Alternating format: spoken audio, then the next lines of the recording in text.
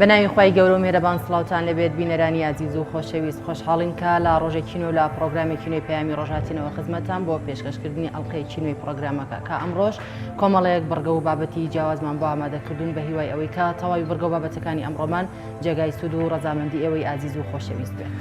سڵاوتان لێبێ خۆشەویستانی بەرنامەی پەیامی ڕۆژ لە هەرکوێگەن جوانترین سڵاوی خی گەورەتان لێبێت. تەوەری و بڕگە و بابەتەکانی ئەمڕۆژمان لە سێ تەوەری سەرەکی پێگاتون. تەوەری یەکەمی بەرنامەکەمان تەوەرێکی ڕاگەیاندنیە یان بوونە کاریگەری تۆڕە کۆمەڵایەتەکان لەسەر ئاسایشی کۆمەڵایەتی و ئاشتەواییە کۆمەڵایەتەکانی کۆمەلگە ئایا تۆڕە کۆمەڵایەتیەکان یا بوونە مێدیا بە شێوەیەکی گشتی چ ڕۆڵێکی هەبووە لە پەرتەوازەکردن یا ئاشتەوایی کۆمەڵایەتی نێوان ئێمە یام خێزانەکانی کۆمەلگە. هەروەها تەوەری دووەمان تەوەرێکی وەرزشیە باز لە ئاستی بالەی یانەی وەرزشی پێشمەرگەی سلێمانی دەکەین بزانین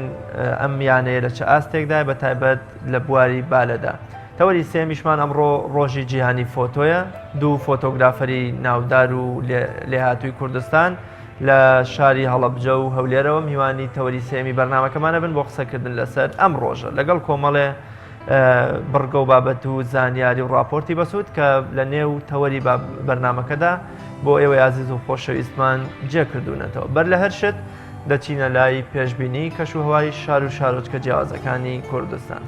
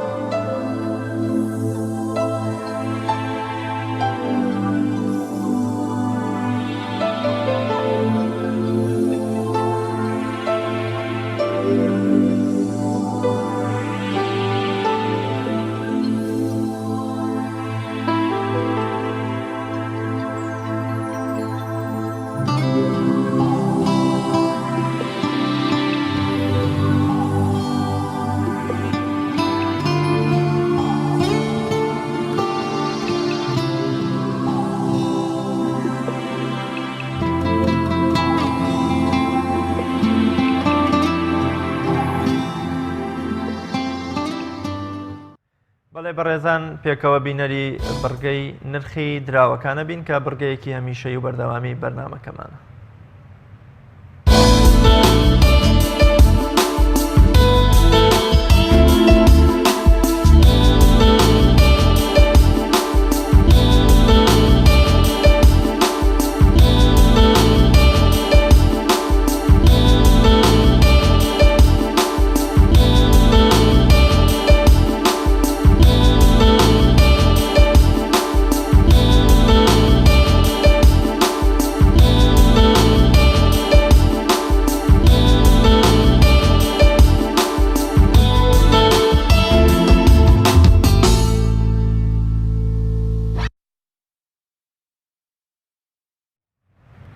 وەڵە بینەرانی عزیز و خۆشەویست لا بڕگەی یادەوەریەکان دەچینە لای ئەو ڕوودا و مێژوا گرنگانەی کە لەم ڕۆدا ڕوویانداوە فەرموون با پێکەوە بینەریان بین.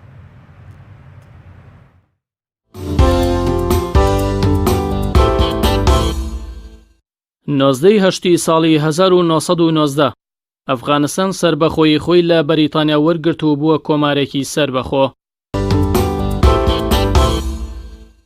نۆزدەی هەشتی ساڵی 1934 ڕاوێژکاری لێهاتووی سیاسی ئەڵمانیا ئادۆڵف هیتلەر بە سەرۆکی ئەڵمانیا هەڵبژێردرا و کۆماری ئەڵمانیای بەرەو سەرکەوتن و گەشەکردنێک برد کە مێژووی ئەو وڵاتە بەخۆیەوە نەیدی بوو. بەڵام پاشتر بووە یەکێک لە هەڵگیرسێنەر و جەمسەرەکانی جەنگی جیهانی دووەم و سەرنجامیش کۆمارەکەی لەو جەنگەدا تووشی شکست هات. نۆزدەی هەشتی ساڵی 2003 دوای 4 مانگ لە ڕووخانی ڕژێمی بەعس و داگیرکردنی بەغدای پایتەخت لەلایەن هێزە فرێنەتەوەکانەوە تەها یاسین ڕەمەزان سەرکردەی دیاری حیزبی بەعز لەلایەن هێزێکی کوردەوە دەستگیر کرا و پاشتر تەسلیم بە هێزەکانی ئەمریکا کرایەوە. 1970 ساڵی 2010 دوای 7 ساڵ و 4 مانگ لە داگیرکردنی عێراق و ڕوخاندنی ڕژەمی بەعەس کە یەکێک بوو لە ڕژێمە دیکتاتۆرەکانی ڕۆژهەڵاتی ناوەڕاست. دواهەمینیەکەی سەربازی ئەمریکا عێراقیان جێهێشت و گەڕانەوە وڵاتی خۆیان. ئەوەی مایەوە عێراقێکی وێران و داڕوخاو بوو لە بواری کۆمەڵایەتی و سیاسی و ئاینی و ئابووری و تەنانەت مافی مرۆڤیشدا. تەنها گۆڕانکاری ئەوە بوو کە دەموچاوی سەرۆک کۆماریان گۆڕی.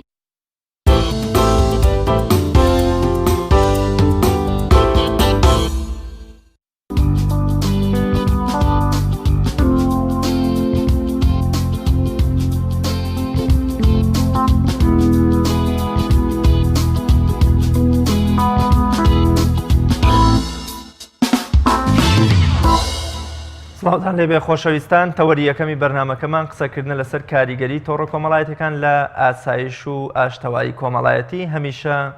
وەکۆڵێ دەست بۆ دەمی هەر تاکێک لە کۆمەڵگە دەبەی پێی وایە تۆڕە کۆمەڵایەتیەکان و میدیا و زنجیرە دراماکانە کەوای کردووە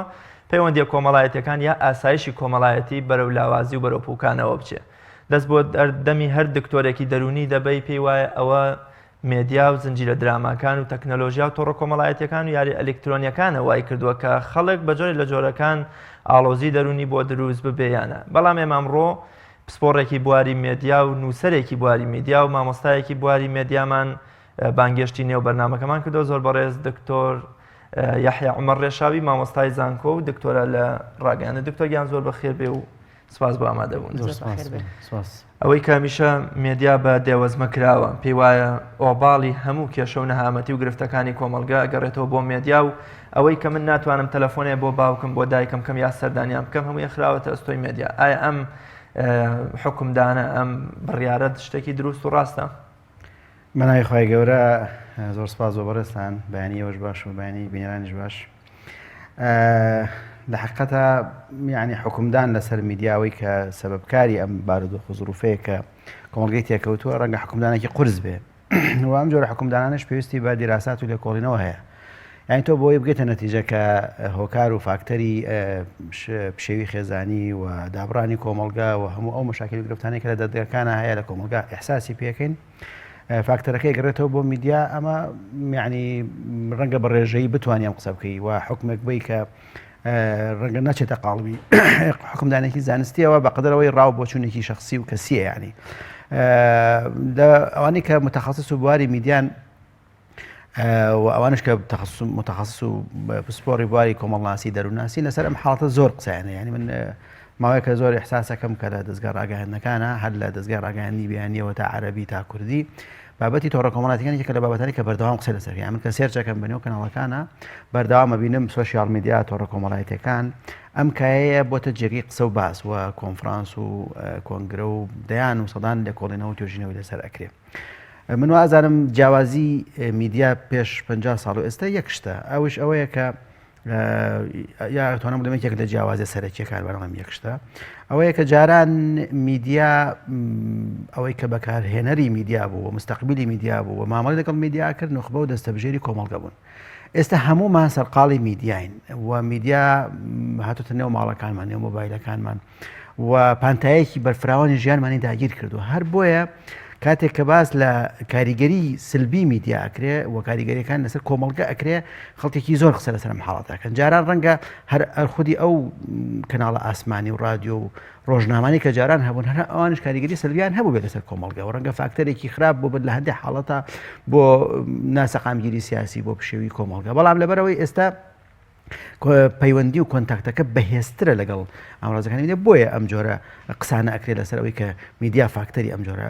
ئەم حاڵەتێکە کۆمەڵگەکانی تێکەوتو. ئەگینا خۆی لە ئەسڵا تۆڕە کۆمەڵایەتیەکان هەر ناوەکەی بەخۆیەتی تۆڕی کۆمەڵایەتی، یعنی ئەو کەسەی کە دای مەزران و چەند 15 ساڵ لەمەوە پێش یعنی ئەوانەی کە بیریان لەم بیرۆکەی کرد بۆ ئەوە بوو کە خەڵک سەرقاڵی دنیا بووە و دنیای تەکنۆلۆژیا و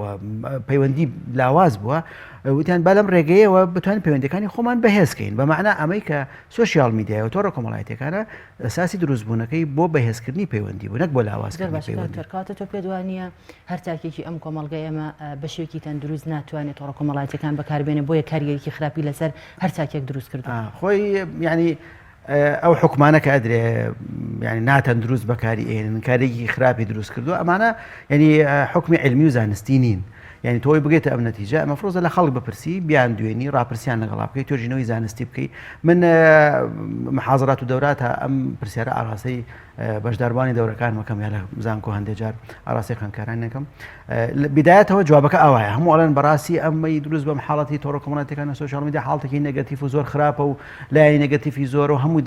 لای وردە ئایان دوێنم قسەیان نەگەڵاکەم بەڵام بۆ نمونە ئەی بۆ نەچین باسی لایەنە ئیجابەکانی بکەین تۆ لە چی ئیسفادە لێکردەوە لە چیترە لەوەش ئیسفادەم لێکردەوە پەیوەندی نێوان خوێندکارانی زانکۆی بەهێز کردووە مامۆستایانی زانکۆ بە یەکەوە پەیوەندیانێ ئێمە لەگەڵ یەکتریایە بۆ نمونە تۆ کەسوکارت لە ئەوروپا و لە شوێنێکی کە لە کاتی جەژنا بەشداری خۆشیەکانتن بەشداری ناخۆشیەکانتە بن ئاگال لە ئەحداث و ڕووداوەکانە بۆتە وەسیلەیەک بۆ بڵاوکردنەوەی هەواڵ و زانیاری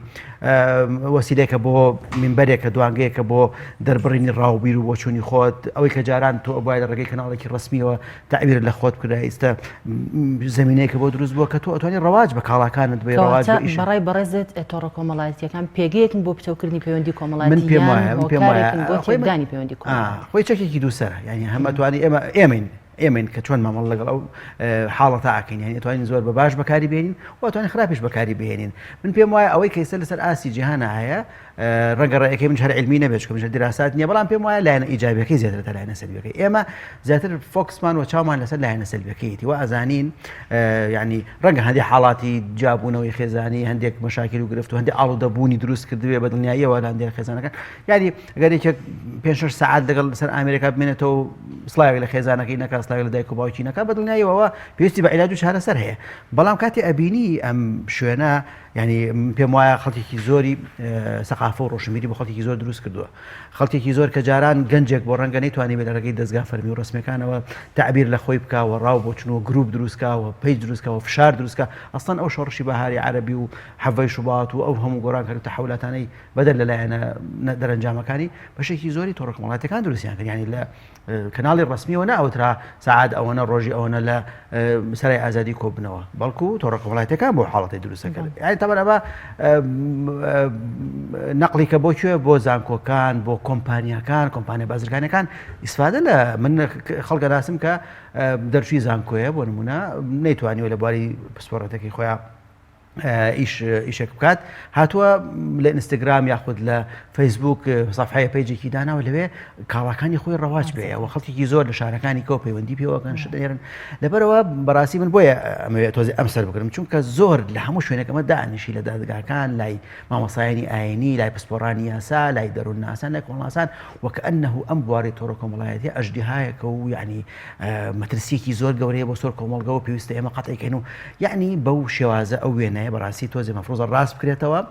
من ناڵم حاڵەتی سەلبی و نەگەتیڤی نیەوە پێویستە هەمومان یعنی حاڵەتە چارەسەرکەین یعنی چۆن ینی خواردنێکە گەر زۆر بیخۆی خراپە بۆ جسمت یعنی مبالغە و پەرگیری تیا بکەی هەر خراپە بە هەمان شێوە ئەمەش ئەگەر تەبعاً زیاد لە حەد تۆ پێدوانێک کاکتۆر چارەسەری ئەم ڕێگایە بۆ بکرێت کە تاکەکان هۆشیار بکرێنەوە لە بەکارهێنانی تۆڕە کۆمەڵایەتیەکان چونکە بەڕاستی بینین کە تۆڕە کۆمەڵایەتیەکان پڕن لە وشەی جوان هەمووی بڵاوکرێتەوە بەڵام لە ڕاستیدا ئێستا چەند کەسانێکە بینین وتەی وا دەئەنێت وتەی وا بڵاوەکەنەوە بەڵام هیچ لە خۆیان تەطبیق ناکات تەنها هەروێ ئەم وشە جوانانە بڵاوەکەنەوە تەواو خۆی جارانیش لە ڕۆژنامە و لە تەلەڤیزیۆن ڕادیۆکانە ڕەنگە هەندێک لە وشانە بڵاو کرابێتەوە ش دووتراوێ بەڵام ئێمە نەمان بینیوە بە حکمەوەی پانتایەکەی بڵاوبوونەوەی بەرفراوان نەبووە یعنی خەڵکێک کە لەم جۆرە فەزایە کە خۆی ئەبینێتەوە شت بڵاوکردەوە بەدڵنیاییەوە هەر حاڵەتی سەلبیشی تێئەکەوێەوە هەندێک حاڵەتی ئێمە عادەتەن نێگەتیڤەکان زیاتر ئەبین چونکە مەشاکل و پشەوی و گرفت دروستەکە بەڵام لە هەموو حاڵەتەکانە من پێم وایە ئەم پانتایە کە دروست بۆ پانتایی تۆڕە کۆمەڵایەتیەکان پێداویستێکی ئەم سەردەمەیە و سیاسەتمەدارێک لەگەڵ ڕۆژنامە نووسێکە ژنێکی ماڵەوە لەگەڵ مامۆستایەکی زانکۆ میدیاکارێ یعنی اینجا یەک حاڵەتی کەش هەیە ئیشارەتی پێ بەم ئێستا ئەم فەزایە کە فەزای هەندێکجار میدیای نیوە میدیای جێگرەوەی پێوترێ حاڵتێکی دروست کردووە کە پێوترێ هاوڵاتی ڕۆژنامەنووس المواطن الصحفي ینی ئەو هاوڵاتی کە ڕۆژنامەنووس نییە میدیاکار نییە بەڵام ئیشێکی میدیاییەکە بە حکمی واقع ئەمر واقعەکە ئیشی میدیایی چی ینی تۆ هەواڵێک لە شوێنێکەوە نەقڵکەی کابراکە مۆبایلێکی پێ بوو ڕووداوێکی هاتوچۆی بینی نەقلێکە ئیگوازێتەوە کاریگەری لەسەر ئێمە دروستکەوە ئیشێکی میدیایە یعنی ئەمە وای کردو ئەو پرسیارێکە جەنابەت مەوزوعی هۆشیاری ذاتی زۆر ضرورە زۆر پێویستە جاران مەوزوعی ئێتیک و بەرپرسیارەتی و ئەخلاقیات و ئەبێ میدیاکار و بکە و ڕۆژنامە نووس بکات تەنها بۆ میدیاکارێک و ڕۆژنامەنووسی کۆکو بەڕێستان بوو جاران کە میدیاکارێک لە زیاکی ڕاگەیاندنا ئیشیە کرد یەکێک لە پرەنسیبەکانی ئیشکردنی یاخود لە بنەماکانی ئیشکردنی ئەو بۆ فێری ئێتیک و ئەخلاقیات بکرێت ئێستا ئەم مۆزوعە بۆتە مۆزوعەیە کە هەمووان پێویستیان ینی بەمەعنا ئەو کەسەی بەکارهێنەری تۆڕە کۆمەڵایەتیەکانە پێویستە ئەو ئیتیک و ئەخلاقیاتانەی بۆ نەخڵکرێ بەمەعنا وردێتی لە هەواڵا پەلە نەکردن هاوسەنگی پاراستن جارێ ینی نابێت ئەو شتێک کە لە تۆڕە کۆمەڵایەتیەکانە بڵاو بێتەوە بە متمانەوە وەریگری بێ بە گومانەوە وەریگری جارێش ئەم قسە هەرەکرا کە زگایکی ڕاگەیاندنە ئاژانسێکی دەنگباز هەواڵەکەت بۆ نەقڵەکە بە گومانەوە وەریگرە تا ئەگەیتە یەقین ینی بەمەعنا مەسادر و سەرچاوکەن بەمانە بەتایبەتی ئێستا دەستکاریکردنی وێنە و هەتا دەستکاریکردنی ڤیددیۆ ئەمانە زۆر بەرفراوانە لەبەرەوە ینی من ئێسلێرەوە ئەڵێمایەوە کەسانی کە بینەری ئەم بەرنامانەوە ئەوانش کە متابعی تۆڕە کۆمەڵایەتیەکانن ئەوەی کە لە تۆڕە کۆمەڵایەتیەکانە لەسەر کەسایەتیەک لەسەر حیزبێکی سیاسی لەسەر مامۆستایەکی ئاینی لەسەر ینی کەسایەتێکی کۆمەڵایەتی ئەیبینی لە سەرەتا بە گومانەوە وەریگرە حتا ئێستا حاڵەتێکی کە دروست بووە باسی مردنی کەسایەتیەکانە فلان کەسایەتی وفاتی فلان کەسایەت بەڵێ ینی چەندین کەسایەتی زۆر باشە دکتۆر لە چەند ڕۆژی ڕابردوودا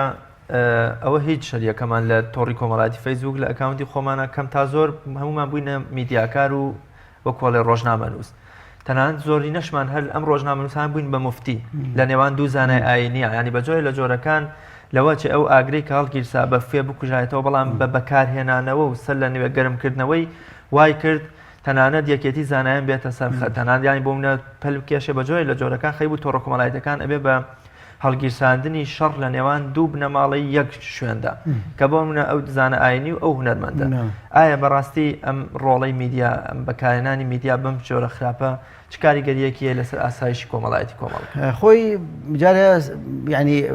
باز لە سەبەبکاری ڕئیسی بکرێت نەک بخێتە سەر چالاکەوانیتەوە بەمعنە ئەو کەسانێک یەکەم جار ئەم جۆرە تەسریحات و جۆرە لێدوانە نامەسئولانیان نا ئەم جۆرە قسانیان کرد ئەوانە مەسئولیەکە من وایە یعنی بە ئێگلای هەندێک جار خەریکە ئەوەی کە ئاگرەکەی خۆشکرد و واز ئاگرەکەی هەڵگیرسانەوە واز دێنێ ئەوەی کە باسیەکە باسی ئەوە کرێکە نەقلی کرد جارێ بە سەبەبکاری یەکەم تاوانبارە ینی حاڵەتێکی کە ئەی بۆ بە دیۆکی کاسێری ئەم مۆزوعانەکەین بۆ نەڵێین ئەم گەرمکردنە لەلایەن چالاکەوانی تۆڕە کۆمەڵایەتیەکان وای کرد یەکێتی زانایان بێتە سەر خەت و بینی ئەم دوانە خۆشکە بۆ دیوا باسی ئەوە کاریگەری تۆڕە کۆمەڵایەتیەکان پێم وایە کاریگەری تۆڕە کۆمەڵایەتیەکان بوو کە بۆ قسە و باسی دوو دژی بەڵێ ینی پیان وا بوو ینی بەڵام کاکتۆر بوو لە سەرنجام هەر تۆڕە کۆمەڵایەتیان ئەم کێشەیان دروست کرد و گەورەیان کرد کێشەکە نەخێ ئەوان دروستیان کرد ئەمان بڵاویان کردەوە کێشە ینی خۆی بەڵام ئەگەر بڵاو نەکرایەوە بۆ شێوە دەنگدانەوەی نەبوو مخۆی ئەم حاڵەتە وەکو نمونە بینەوە ئیگرا چەندین حاڵەتی کەمان هەیە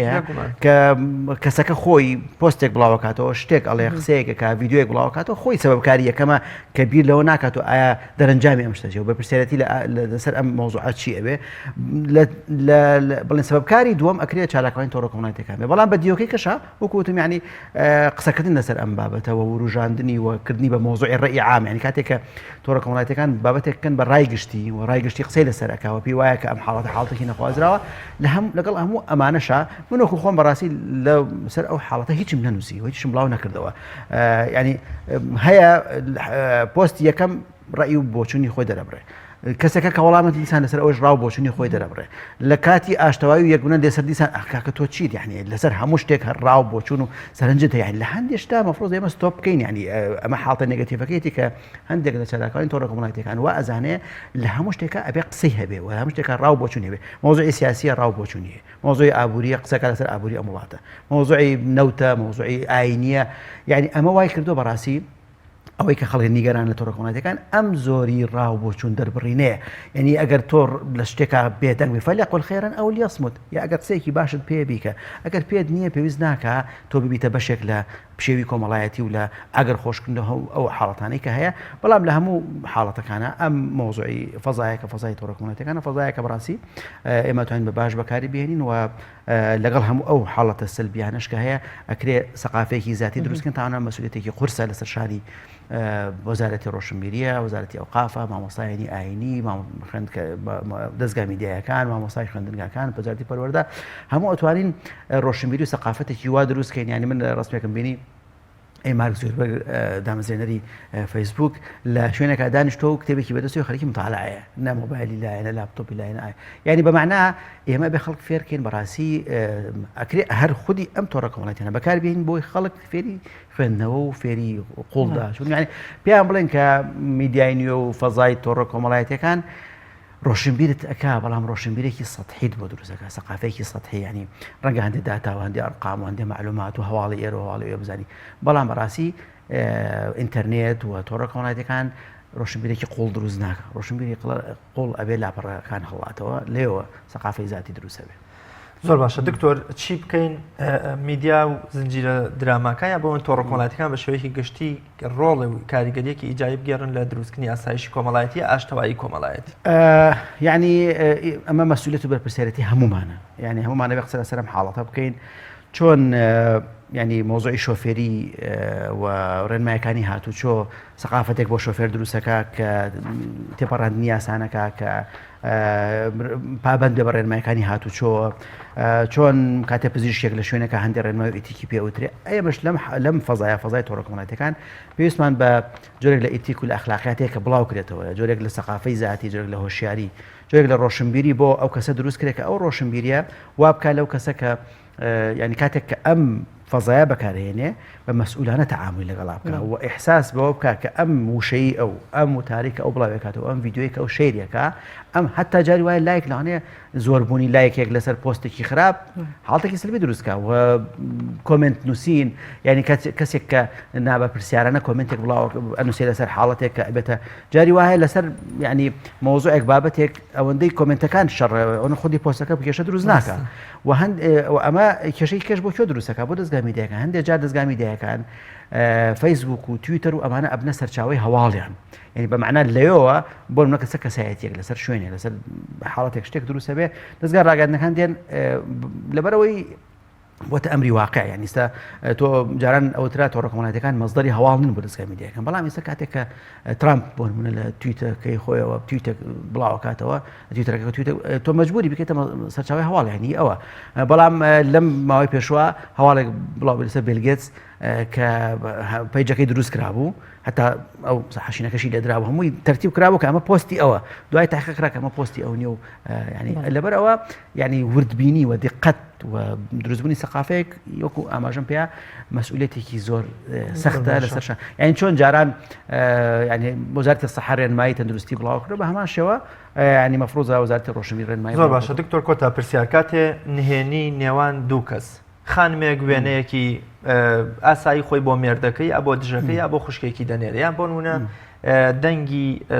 سەوتێکی نێوان مامۆستایەکی ئاینی و کەسایەتێکی تر یا سیاسی و سیاسێکی تر دزەی پێ دەکرێت واتە لە شتێکی تایبەتیەوە دێتە نێو فەزاگشتەکەی تۆڕە کۆمەڵایەتیەکانەوە و زۆربەی زۆری خەڵکیش بەخۆیەوە سەرقاڵەکە لەوەی ئەم جۆرە دەنگەش کاردانەوەی زۆر نەلێنی و خراپیە بۆسە کۆمەڵگە بۆ فەسەر فەزاگشتێکە ئەمە چ کاریگەریە لەسەر ئاسایشی کۆمەڵایەتی دروستەکە خۆی ئەو بابەتە بابەتێکە کە ڕەبتە بە مەوزوعێک لە یاسای ڕۆژنامەگەری و لە یاسای کاری میدیایی یا پێوترێ ژیانی تایبەتی کەسەکان الخصوصیە لە پرایڤێت یعنی ئایا حیاتی خاصی ئەو کەسانە جێگەی ئەوەیە قسەی لەسەر بکرێ بە دڵنیاییەوە ئەمە لەڕووی یاساییەوە مەفروضە لێپرسینەوەی لەگەڵا بکرێ و کەسێک بۆی نییە کە وێنەی کەسێک کە ڕازامەند لەسەر نییە وێنەی سەوتی کەسێک ڤیدیۆی کەسێک کەەوە حیاتی خاصی خۆیەتی تۆ بە هیچ شێوێک بۆت نیە ئەمانە بڵاوکەێتەوە مەگەر هەندێک کەسایەتی بەناوبانگ هەن کە ڕەنگە لە بەهۆ حکمی بەناوبانگەکەیان نەبێ هەندێک شت بۆیان نەبێ هەندێک شت بکەن ئەگەر ئەویان کرد ڕەنگە هەندێک دەستگای ڕاگەیاندن ئەویش هەردیسان خلافی لەسەر تا چنێک مەجای ئەوەیە کە تۆ بڵاوکەێتەوە لە هەموو حاڵەتەکانە میدیا کار و چارەکانی تۆڕە کۆمەڵایەتیەکان مەفروض ئەگەر لەم حاڵەتانە بە بەرپرسیارەتی ماوەڵە بکەن و ئاگایان لە ئاسایشی کۆمەڵگە و خێزان بە شێوەیەکی گشت. زۆر سپاس بە ڕێز دکتۆر یحیا عومەر ڕێشاوی دکتۆرا لە ڕاگەیاندن و مامۆستای زانکۆ زۆر بەخێر بێت. بەڵێ خۆشەویستانم شێواتنە کۆتای ئەڵقەی تەوەری یەکەمی بەرنامەکەمان دەچینە لای ناوبڕێکی کورت و پاشتر دێنەوە لاتان. تۆپ ئارت تاکە بریکاری تۆڕی میدیایی کۆمەڵ بۆ دروستکردن و بڵاوکردنەوەی ڕیکلام. تۆپ ئارت. کارگەی ئاسمان کارگەی ئاسمان بۆ بەرهەمهێنانی نایلۆن و سفرەی سەفەری لە کوردستان. سفرەی ئاسمان لە خەمی تەندروستی هەمواندایە. سفرەی ئاسمان دوورە لە بەکارهێنانی هەموو ماوەدێکی زیانبەخش وەک ڕیسایکلین. بەکارهێنان لە ئێوە دڵنیایی لە ئێمە. لە باشترین و خاوێنترین بەرهەمە خۆماڵیەکانە. سفرەی ئاسمان ڕازگۆیی لە پێوانەدا، خاوێنی لە پێکهاتەدا. سفرەی ئاسمان. بۆ دەستخستنی سفرەی ئاسمان پەیوەندی بەم ژمارەیەوە بکەن 1970 840 2000. چاڤیلاند. ئەگەر کەسێکیت لە ژیاندا حەزت لە مجازەفە و بینینی دیمەنی سەرنجڕاکێشە و هەروەها حەز بە بینینی کەسایەتیەکانەکەیت، وا باشترە سەردانی ماڵی ترسناک و مۆزەخانەی مۆم بکەیت لە چاڤیلاند. چاڤیلاند گەورەترین پرۆژەی گەشتیاری لە هەموو عێراق. سەنایز هەمیشە بە تەمێکی تازەی میوەکان لە هەناوی سروشتەوە پێشکەش بە ئازیزانتی بکە.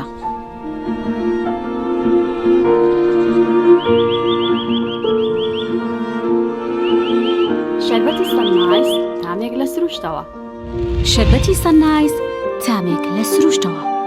ئایا تا ئێستا بیرت لەوە کردوتەوە کە ئینتەرنێتێکی بێسنوور بەکاربێنیت، یان بیرت لەوە کردوتەوە کە بۆ هەفتەیەک یان 2 هەفتە ئینتەرنێتی بێسنوور بەکاربێنی؟ سەرەڕای هەموو ئەمانە تا ئێستا بیرت لەوە کردوتەوە کە بۆ یاریە ئەلکترۆنیەکان ئینتەرنێتی بێسنوور بەکاربێنیت؟ بێگومان نەخێر. فانسی نێت هەموو ئەم کێشانەت بۆ چارەسەر دەکات. تۆش دەتوانیت بۆ ماوەی هەفتەیەک یان 2 هەفتە یان مانگێک بەردەوام بێسنوور لەگەڵمان بیت. ئێستا خزمەتگوزاریەکانمان لەم شوێنانە بەردەستە: سلەیمانی، شارباژێر، شارە زوور، هەڵەبجە، سەی سادق، عەربەت، پێنجوێن، بازیان، تاسڵوجە و زەرگوێز. فانسی نێت هەمیشە ئینتەرنێتی بێسنوور. هەمومان حەزمان لە برنجە. برنجێک تامی ڕاستەقینەی برنجمان پێ ببەخشێ. بازار جمەی دێت لە برنج، بەڵام بژاردەی من برنجی دۆلفینسیە. بە تام و بۆن هاوشێوەی برنجی کوردیە. 100% سروشتیە. برنجی خڕی دۆلفینسی شێفە گەورەکان سەرسامەکات. بۆیە بێدوودڵی بژاردەی من و کابانی ماڵە. تا ئێستا زۆر جۆری برنجم تاقی کردوتەوە، بەڵام هیچیان وەک دۆلفینسی نییە. تامێکی ترە ئێوەش دەتوانن تاقیکەنەوە. دۆلفینسی باشترینمان بۆ هەڵبژاردن. تۆپ ئارت تاکە بریکاری تۆڕی میدیایی کۆمەڵ بۆ دروستکردن و بڵاوکردنەوەی ڕیکلام. تۆپ ئارت.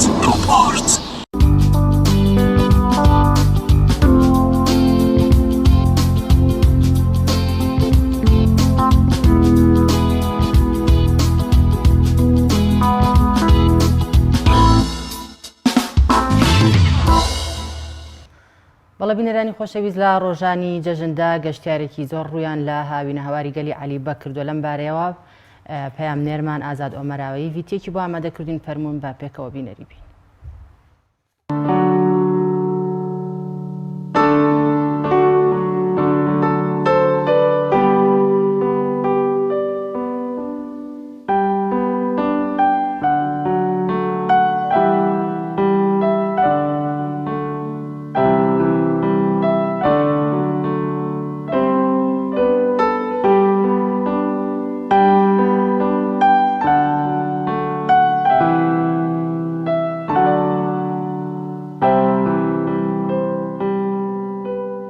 من لە کێرکۆ هاتووم، وەکو گەنجێک هاتووم بۆ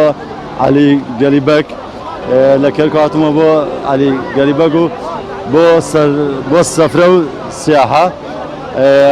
کەرکووک گەلێک گەرمە، لەوێ گەلێک گەرمە، لەوێ گەشتیاران ڕوو ناکاتە ناوچەکان. تێت بۆ کوردستان، بۆ هەولێر و بۆ بێخاڵ و بۆ شەقڵاوە، بۆ عەلیبەک، بۆ لەوەی کاتێکی خۆش بباتە سەر بۆ گەلی عەلیبەک. زۆر گەرمە، لەوێ کەلکی ئەوەی نییە بچیتە بۆ سەیرە و بۆ سەیران بچی، مەجبوری بێتە کوردستان بۆ ئەم شوێنە خۆشانە، ئەم شوێنە خۆشە، ئەم شوێنە فێنکە. زۆر خەڵکی بەغا جنوب ڕێی لێ کردووە بۆ گەلی عەلیبەک.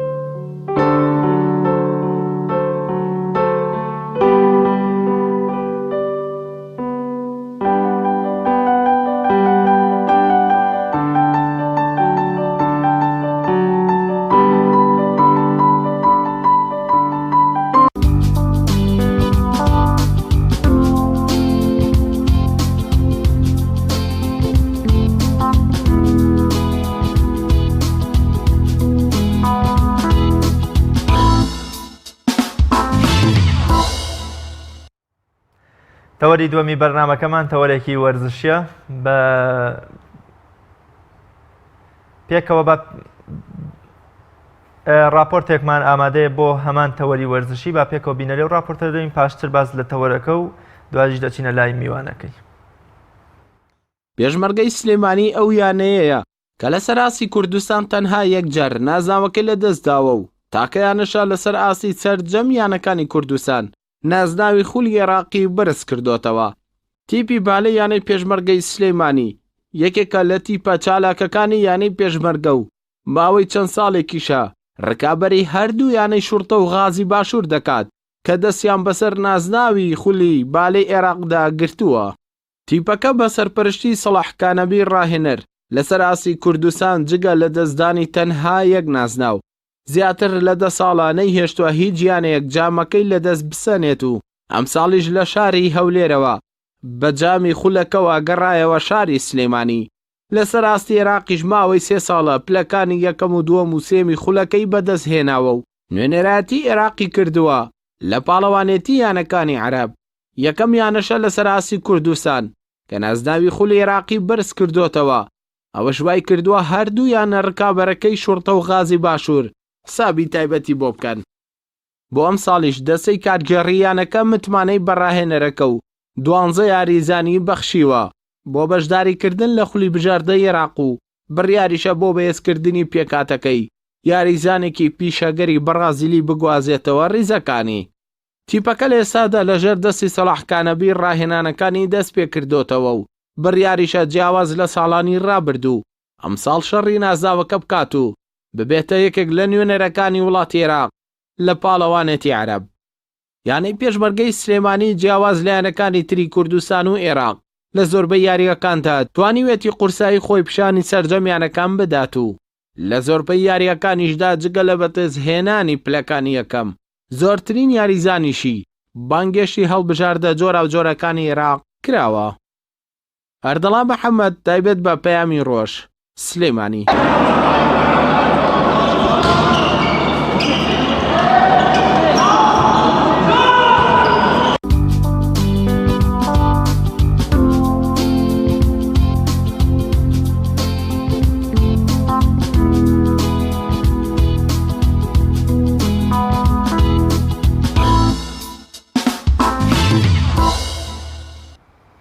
بەڵێ خۆشەویستان و راپۆرتەی کە پەیامنێتمان ئەردەڵام محەممەد ئامادە کرد بوو کۆمەڵی زانیاری زۆر گرنگ و گوشراو بوو لەسەر بالەی یانەی وەرزشی پێشمەرگەی سلێمانی کە پێویست ناکات پێشەکی زیاتری لەسەر بڵین تەنها میوانەکەمان دەناسین کە بەڕێز سەلاح کانەبی خەلیل سەلاح کانەبی ڕاهێنەری بالەی یانەی وەرزشی پێشمەرگەی سلێمانی. مامۆستا خەلیل زۆر بەخێر بێ و سوپاس بۆ ئامادەبوون. سوپاس بەڕێزی سوپاس. لە راپۆرتەکەدا ئاماژە بۆ کرا کە ماوەی 3 ساڵە یەک لە دوایەک وەکڵێ پلەی یەکەم و دووەم و سێمتان بەدەستهێناوە لە بەخدا. پێمان خۆشە لەبارەی بەدەستهێنانی ئەو پلانەوە ئەو ئاستە بەرزە یانێکە بالەی وەرزشی پێشمەرگەی سلێمانی بەدەستیاناوە قسەمان بۆ بکەیت. زۆر سپاس بۆ ئەوی بەڕێز. ئێمە وەک تیپی بالەیانی وەرزشی سلێمانی لە ماوەی 12 ساڵی من کارکردن لەگەڵ یانەی وەرزشی پێشمەرگەی سلێمانیە دەتوانم بڵێم لە پلەی یەکەم و تا پلەی چوارەم مان بەدەستێناوە یانیانەکە لەو پلێ دانەبەزی بێتەوە خوارەوە بۆیە زۆربەی یانەکان بەڕاستی حسابێکی تایبەت و یانەی وەرزشی پێشمەرگەکەن. وای ئەمە خۆشبەختانە دەستەی کارجێڕیانی وەرزشی پێشمەرگە جێگری سەرۆک سکرتێری یانە سەرپەرشتیاری تیپ هەموو ئەندامە بەڕێزەکان زۆر بە هێز و بەتوانە و پاڵپشتی تیپی یانەی وەرزشی پێشمەرگەکەن. وێ ساڵانە پلانی تایبەت هەیە لەگەڵ دەستی کارجێڕیانەی وەرزشی پێشمەرگە دانیشین ئامانزی بەشداریکردنمان چیە بێ؟ ئایا ئامانز تەنها بەشداریکردنە یا ئامانز ڕکابەریکردنە یا ئامانز ئەوەیە کە تۆ بتوانانی لە پلەکان لە ڕیزبەندەکانی یەکەم و دووەم و سێم و چوارم نەیتە خوارەوە یا چوارم نەیتە خوارەوە. وێ ئەوان بەجێری ئەو بەرنامەی کە ئێمە دانیشین لەگەڵ ئەندای ڕێژین دەست دەکەین بەکارکردن و وردە وردە دەست بانگەشتکردن و بۆ مۆرکردن لەگەڵ ئەو یاریزانانەی کە ئێمە مەبەستمانە. بۆ ساڵانی پێشووتردا طبعا نەمە پلانەکە بۆ ئەو بوو پلانەکە گەیشتە ئەمانز بەدەستێنانی خولی بژاردەی عێراقی و تەنانەت بۆ 3000 پلەی دووەمان بەدەستێناوە و چەند جارێکیش پلەی سێمان بەدەستێناوە. بۆی بۆ ئەم ساڵیش بە هەمان شێوەیانی وەرزشی پێشمەرگە پلانێکی ڕێکوپێکی داڕشتووە لە سەرەتا بۆی دەست بکەین بە مەشقڕانەکان. زۆر باشە، ینی ڕاهێنەرایەتی ینی پێشمەرگی سلێمانی چ جیاوازی کێ لەگەڵ یانەکانی تری کوردستان و عێراق؟ ئێمە وەک سەبارەت بە من کە تەسەوڕەکەم ئەگە من ڕاهێنەری سێم بم لە یانێوەرچی پێشمەرگە، بەڵام زۆرترین کات ماومەتەوە کە 12 ساڵم تەواو کردووە بەرەو ساڵی 13 مەڕۆم. هەست بەوە دەکەی لە یانێوەرچی پێشمەرگە تۆ تەنها ڕاهێنەر نیت، تۆ کەسێکی ئەندامێکی لایەنەکە، ئەندامێکی لە دەستی کارجێڕیانی وەرچی پێشمەرگە، ینی بەڕاستی دەستی کارجێڕیانی وەر پێشمەرگە لە زیاتر لە ڕاهێنەرێک متمانەت پێدەبەخشن، زیاتر لە ڕاهێنەرێک پاڵپشتیت دەکەن، زیاتر لە ڕاهێنەرێک واتلی ئەەکەن کەوا بۆچوونەکانت وەربگرن، پاڵپشتیت بکەن لە هەموو ڕووەکانەوە. بۆیە هەست بەوە دەکەی کە لە ڕووی دەرونیەوە و لە زۆر لایەنەکانی دیکە جگە لە ڕووی مادیەوە، لە ڕووی دەرونیەوە لە ڕووی معنەویەوە پاڵپشتێکی زۆر بەهێزی دەستەی ڕاهێنەرایەتیەکەن. ئەوەش بۆ تەمای ئەوەی کەوا بۆ نمونە من کەماوەی زیاتر لە 12 ساڵ لە یانێوەرچی پێشمەرگە بووم. زۆر باشە. لەسەر ئاستی کوردستان بەتایبەت لە پارێزگاکانی تری هەرێمی کوردستان یانەی وەرزشی پێشمەرگە بەتایبەت بەشی بالە چ وەکۆڵێت پلەیەکی بەدەستێناوە لە ئاستی ئەوانی دیگە لە چه ئاستێکدایە؟ لە کۆی دە پاڵەوانێتی نۆ پاڵەوانێتیان یانێوەرچی پێشمەرگە پاڵەوانی خولەکە بووە، تەنها یەک پاڵەوانێتی نەبێت کە ئێمە پلەی دووەم مامەدەستێنە. وەروەها پاڵەوانێتیی دیکە کۆمپانیایەکی ناسپەی ئەنجامیدا کە ژمارەیەکی زۆر لە یانەکانی کوردستان بەشدار بوون. ئەگەر هەڵە نەبم تەنها جگە لە یانێوەرچی هەولێر نەبێت لەو پاڵەوانێتیش بە هەمان شێوە یانێوەرچی پێشمەرگە توانی پلەی یەکەم بەدەست بێنێ. بۆیە دەتوانم بڵێم نزیکە لە 11 یانێوەرچی پێشمەرگە توانێتی دە جار یەکەم بێ لە پاڵەوانێتیەکانی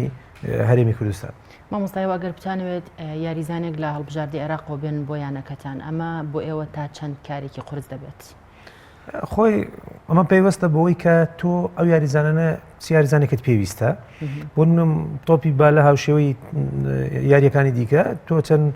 مرکزێکت هەیە لەو مرکزانێک کە ئێمە پێویستمانە. ئێمە هەرچەندە هەوڵی زۆرمانداوە بەڕاستی زۆرترین یاریزانە کوردەکان لە پێکاتیانێوەرچی پێشمەرگە هەوڵ بدەین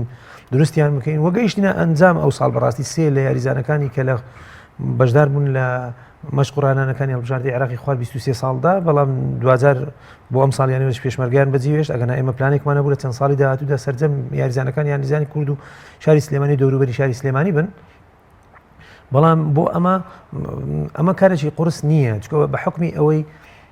من خۆم پەیوەندێکی یەکجار باشم لەگەڵ یاریزانەکانی هەڵبژاردی عێراقی هەیە. دوو کاپتنی تیپەکە کە هەمانجیەک و هاوکارێکی یەکجار باشی منە، ئەویش پەیوەندێکی یەکجار باشی هەیە. بۆیە بە هەردووکمان توانی ومانە هەر یاریزانێک کەمە ئامانج بێ ئەمە بەسمان لێ ببینێ ڕێزی یانێوەرچی پێکاتی ڕێزی یانێوەرچی پێشمەرگە زۆر بە ئاسانی توانین بێنێت. زۆر باشە. بەدەر لە کوردستان و عێراق لە ئاستی ڕۆژهەڵاتی ناوەڕاست بەگشتی و وڵاتانی دراوسێ و پاشان وڵاتانی جیهان یانەی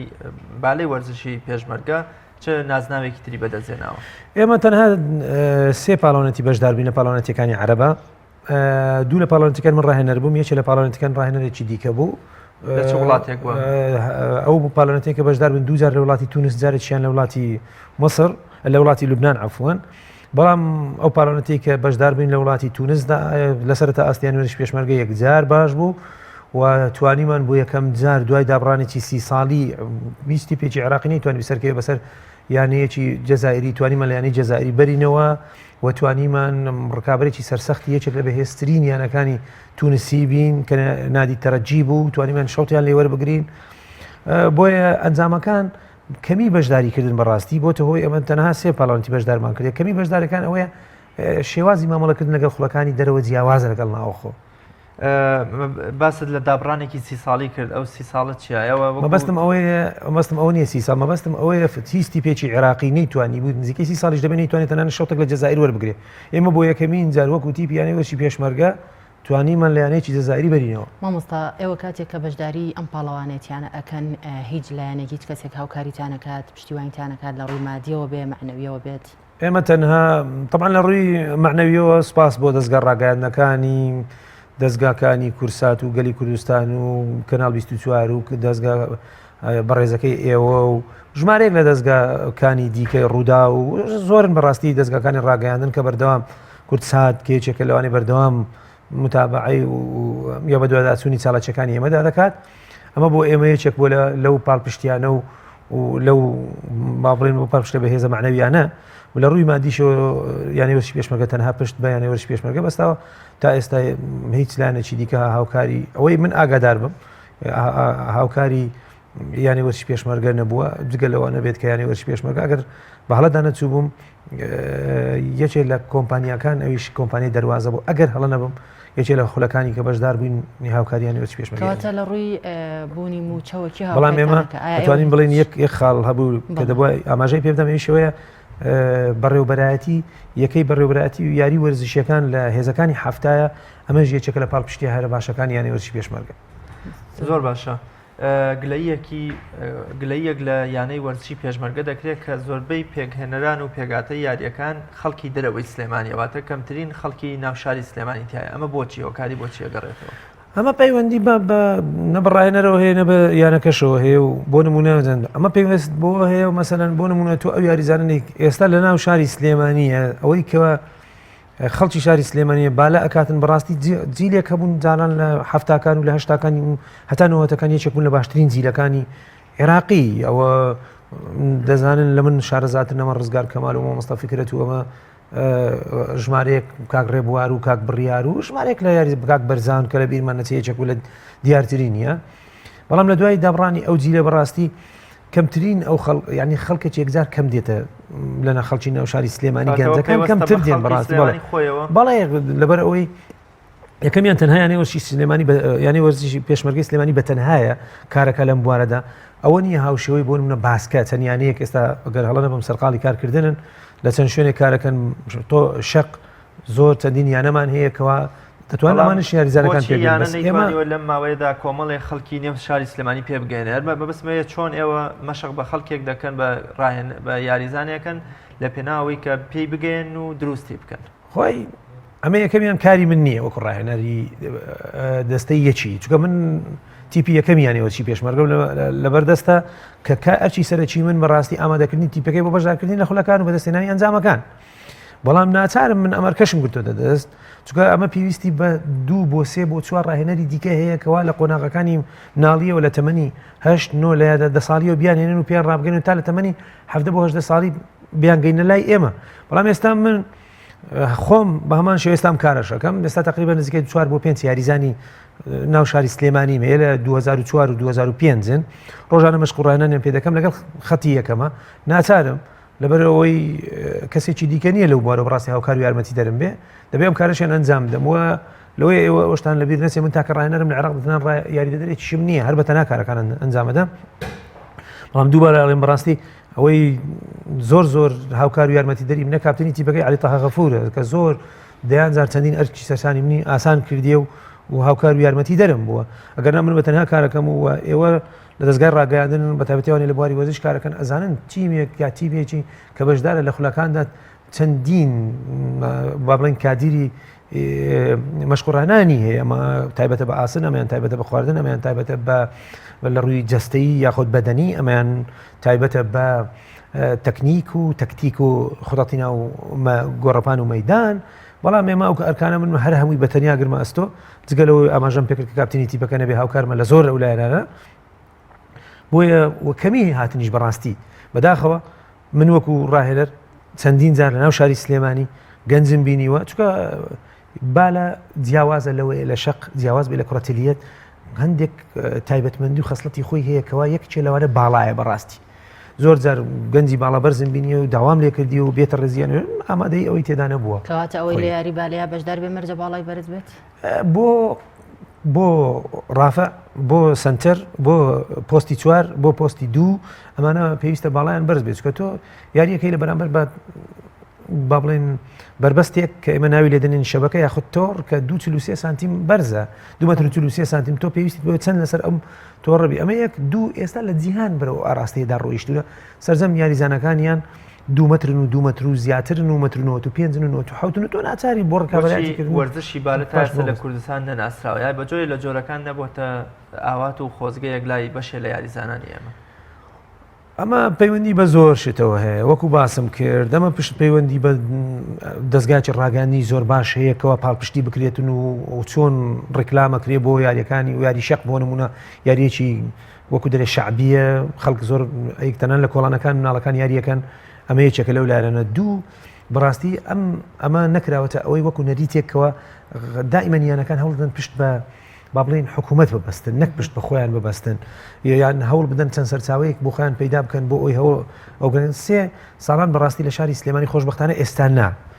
تقریبا ساڵێک بۆ 2 ساڵ دەبێنە بەڵام ساڵان لە شاری سلێمانی ئێوە لەوەیە متابعەتان نەکردبی ئێمە تەنها 1 بۆ 2 هۆڵمان هەبوو ئەو کەمی هۆڵەکان خۆی لە خۆی دەبوو بۆ مای یەکێک لە گرفت و وەربەستەکان کەوا کەمترین خەڵک بێن ئامادە بێنە یاری بالە بکەن بەڕاستی لەبەرەوەی وەکو با بڵین شەق نییە لە دەرەوەتەوە یاری بکەیت لەبەرەوەی بەتایبەتیش ئەوە کەشوهەوای شاری سلێمانی ئەزانن لە مانجی 12 تەنانەت ناتوانێت لە دەرەوە بیت تا مانجی 34 باشە مامۆستا باس لەوە کرد کە لە ڕاهێنەرایەتیدا هیچ کەسێک هاوکارت نییە تەنها خۆتی لە سلێمانی کەواتە ئەم یارمەتی نەدان نەبووتە هۆکاری ئەوەی کە بەڕێزت ماندوو بیت و بی لەوە بکەیتەوە کەواز لەو یانەیە بێنیت و ئایا لە هیچ یانەیەکی کوردستان و عێراقەوە تۆ داوا نەکراویت؟ نەخێر من سەبارەت بە بیرکردنەوەم لە زیێشتنی یانی وەرشی پێشمەرگە بەڕاستی بەپێچەوانەوە لەبەرەوەی وەکو باسم کرد زۆر پاڵپشت و هاوکار و یارمەتی دەرمن ڕاستە لە ڕووی زۆر هیلاکە بم لە ڕووی جەستەوی یاخود لە ڕووی دەرونیشەوە بەڵام دوجار بە دوای بە جێگەیاندنی ئەرکەکانم بەڕاستی لە ڕووی دەرونیشەوە لە ڕووی جەستەیشەوە زۆر خۆشحاڵم و زۆر باشە بم و کاتێکە تۆ هەست بۆ دەکەی کارێکت ئەنجامداوە یا یاریزانێکت پێگەیاندووە وردە و ئێمە وەکو یانەوەشی پێشمەرگە و باسم کرد چەندین یاریزانی زۆر باشمان پێڕاگەیان ئەمە یاریزان عەبدوڵڵا بۆ ئێستا لەیانەی جێشی عێراقی یاریەکە بە گرێبەستێکی زۆر باش لە هەڵبژاردەی عێراق 23 ساڵ بوو هاومەند ئێستا لە دەغارە بۆندی مۆر کرد محەممەد ئێستا لە یانەی بەحری بۆندێکی مۆر کرد ئەم سێ یاریزانە هەر سێکیان لە ڕێزی پێکاتیان هەرش پێشمەرگە بۆ ماوەی 3 ساڵێک خەریکیان بووین و دوجار ئێستا ئەو یاریزانان کە لە خولی بژاردەی عێراقین کەواتە هەموو ئەمانە بوونە هۆکار بۆەوەی کە تۆ تا ئێستا لەم یانەیە بمێنیتەوە یەکێ لەوانە ئەوەی وەکو باسم کرد ئەوەی کەوە من زۆر خۆشحاڵم و زۆر دڵخۆشم بۆی کە لایەنەی وەرچی پێشمەرگەم و کاپتنی تیپەکە زۆر هەماهنگە لەگەر سەرپەرشتیاری تیپەکە ئەوە پەیوەندێکی ینی هەماهنگێکی بێسنووری هەیە لەگەڵمان و دەستەی کارجێڕیانەش زۆر پاڵپشت و یارمەتی دەری منن بۆیە ئەمە بۆتەوەی 3 حەز و ئارەزوو خولیای خۆمە کە بەڕاستی زیاتر بۆ بەردەوامبوون لە مەشق و ڕاهێنانەکاندا و چونکە من جگەلەوە خۆتانزانن لەوەیە من مامۆستای زانکۆم بۆیە زەحمەتە بۆ من بەزیێشتنی شاری سلێمانی ڕۆیشتن بشوێنی زۆر باشە ئەوە لاوازی یانە وەرزشەکانی کوردستانەوەی کردۆکەوە چەند ساڵە ببنە یەکەم لەسەر ئاستی عێراق یام هۆکارەکەی چیەوە چه یانەیەکی تر لە هەرێمی لە عێراق و پاش لە کوردستان بەڕکابەری خۆتان ئەزان ئێمە لە هەرێمی کوردستان ئەوەی کە پەیوەندی بەوە هەیە نەخێر پەیوەندی بە بەهێزی یانی وەرزشی پێشمەرگەیە چونکە یانی وەرزشی پێشمەرگە بەر لە منیشەوە دانەبڕاو لە خولی بژاردەی عێراقی بەردەوامبوونیش تۆ لە خولە بەهێزەکاندا دەبێتە هۆی بەرزبوونەوەی ئاستت نەک بە پێچوانەوە دابەزینی ئاستەکەم هەیەکێکە لە لایەنەکان دووەمیان پەیوەندی بەوانەیەوە هەیە ئەوەی تەنێ وەرشی پێ هەولێرە زۆر جار ڕکابەری و شەقلاوەش بوون بەڵام هەولێر بە دەرەجەیەک بەردەوام ڕکابەری یانی وەرزشی پێشمەرگەیەکی دێ بەڵام نەیتوانین لەسەر ئاستی عێراقیش دە یانەکانی شورتە و یانەی غاز و یانەی بەحری هەرسێکیان لەو یانە بەهێزانن کە ڕکابەری یانی وەرزشی پێشمەرگە خەلیل کێشە و بربەست و گرفتەکانی بەردەم بالەی وەرزشی پێشمەرگەی سلێمانی چین کامانن ئەو کێشە و گرفتانی کە ئێوە بەردەوام ڕوبەڕووتانە بنەوە تۆ ئەگەر بتەوێت زۆر جار کێشە هەیە بەڵام ئەو کێشە و بەربەستانە نەبوون نەتەمایە ئەوەی کە ئێمە مەسەلەن پەکمان بکەوێت یا دەستبەرداری ئەوە بین چکە هەوڵە دەین بۆ دۆزینەوەی بەدیلەکان بۆ نمونە تۆ زۆر جار دەبینی بەڕاستی ئێمە مەسەلەن یاریزانەکانمان لە سەکەرن دەبینی کارەباکە زۆر ئزعازمانەکاتن یاریزانەکانی تۆ لە مەشقڕانانەی زۆر بەهێز گەڕاوەتەوە شەو لەوەیە نەتوانانی چەند ساعتێک بخەوێ ئەمە لەوە یەکێک بلا کێشەکانمان مەسەلەن بۆ نمونە زۆر جارەوە بووە با بڵین هەندێک کاتەکان یاریزانەکان کاتێککە دێن دەبینی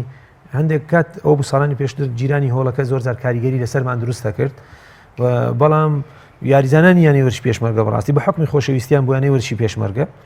و بەهۆی ئەوەی دەستەی کارجێڕی دائیمەن هەوڵی زوو بە خێرای چارەسەرکردنی کێشەکانەدات بۆتە هۆی ئەوەی کەوە کەمترین بەڕاستی کێشەمانە بەڕاستە لە ڕووی دارایی هەموو کێشەمانەیە